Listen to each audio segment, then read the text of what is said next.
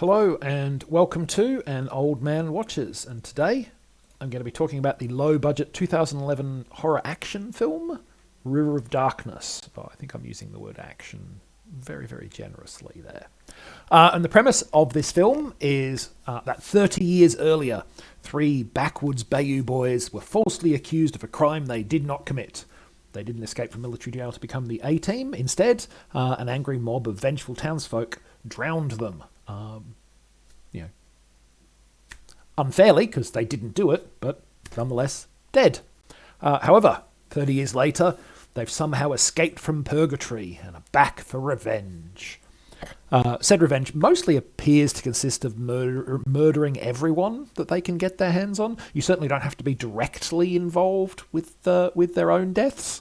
Now, as you might expect, the local sheriff for the town sets out to investigate the murders. You can't have townsfolk getting killed all over the place. A task which is rather hampered by his admittedly quite reasonable refusal to consider the possibility that the killers are three undead revenants. However, not everybody else in town is so hard-headedly irrational about things. A trio of college students set out to play ghost hunters, which obviously brings them into the line of fire, while some of the locals who are aware of what happened 30 years earlier, decide that the best way to get rid of the supernatural menace is to serve up a human sacrifice. Will the sheriff save the day and save the lives of the townsfolk? Well, frankly, it's likely you won't care if you do watch this movie, because this is a bad and boring film with a long list of problems. Problems that, as you might imagine, are going to be the focus of the rest of this video. So, I want to start by saying professional wrestlers, not necessarily bad actors.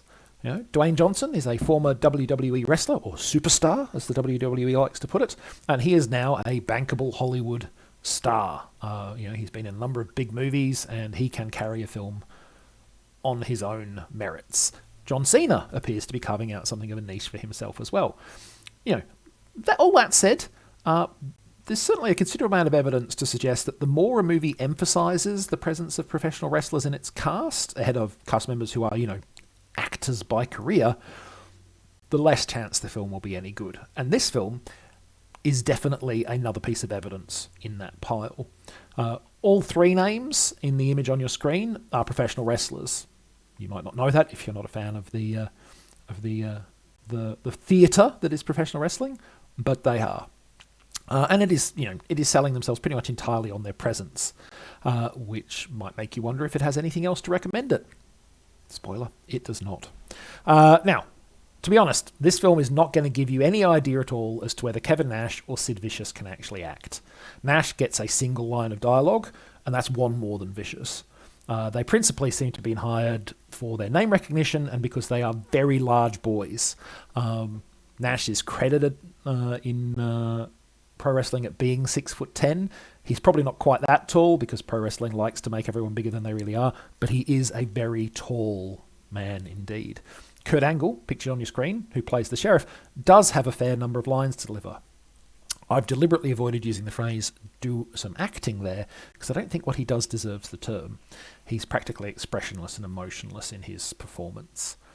Now, perhaps the right director could have elicited a better performance from Angle, but clearly Bruce Kohler, who also wrote the script, is not that director. In fact, based on the terrible quality of all the acting performances in this film, he's pretty much the exact opposite.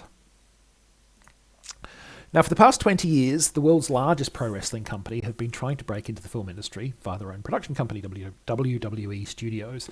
In that time, they've been involved in the production and distribution of over 50 films, which, with a very few exceptions like Oculus and Fighting With My Family, have not looked terribly good.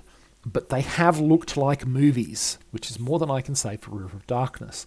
The lighting in this film is among the worst I can remember seeing for a very long time. It is flat and, ironically, given the film's title, far too bright. It makes every scene look like it's happening on a second-rate soundstage, even the stuff that's shot on location. The lighting in Pathogen was better than this, and that film was shot by a 12-year-old. While the lighting is the standout offender against movie making here, it does face spirited competition from the script, which is confused and nonsensical. The sheriff's so-called investigation is comically inept, as are and the reactions of the townsfolk to his efforts are baffling. I've seen some bad police work in other movies, but few where our supposed hero is quite so out of his depth and ineffective. He could almost not be in the film, and the only difference would be that it would be shorter, which would honestly not be a bad thing. And it is only 84 minutes, which still feels way too long when you're watching it. Now, if you're a big fan of slasher horror movies, then you might be thinking to yourself, meh, as long as there are enough gory kills, I'd probably still find this watchable. Speaking as a fan of slasher horror movies, gonna have to disagree. While River of Darkness does have plenty of gory kills in it, they are neither inventive enough nor sufficiently well staged for me to find them engaging. And those gory kills are basically all that it has going on. The scenes leading up to the kills are anemic and dull. Honestly, it baffles me that they've cast a trio of pro wrestlers in relatively major roles and then not had anyone hit a single wrestling move. You would think that funky fight scene would be the principal reason to hire pro wrestlers, but this opportunity is left completely unexplored by the film. The movie is also oddly PG rated in every respect except the gore.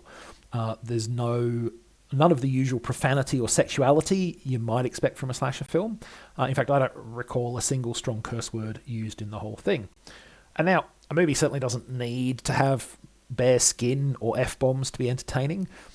But I don't know, if I was being chased by a bunch of murderous zombies, I think I'd probably make a couple of, off-colour exclamations of dismay.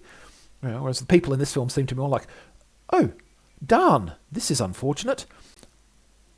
It just doesn't feel real. It doesn't feel engaging. There's no edge to it, no excitement to it, nothing except some blood. It is boring and badly made, and River of Darkness is one to avoid. Next time, we're going to stay in the same general time period of production, the same general genre, and the same general budget range, but we are perhaps going to have a little bit more fun with the 2008 horror comedy One-Eyed Monster. Yeah, the monster is exactly what you think it is. But that's next time. Until then, thanks for watching this video, and I hope you enjoyed it.